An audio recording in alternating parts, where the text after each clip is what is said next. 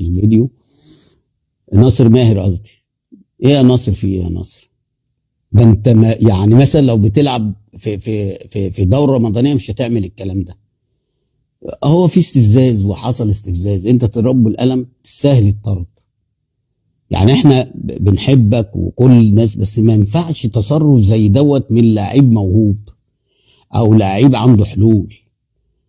بصراحه تستاهل الطرد، وان ده اللي يدل ان انت مش مركز، وان انت مش عايش في الاجواء، او ان انت بقى يعني ايه عايز تاخد لك كمان 3-4 اسابيع راحه يعني.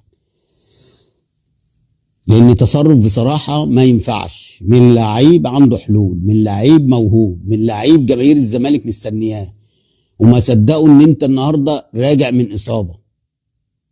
فالتصرف اللي انت عملته ده قله ادب وتجربه بصراحه يعني.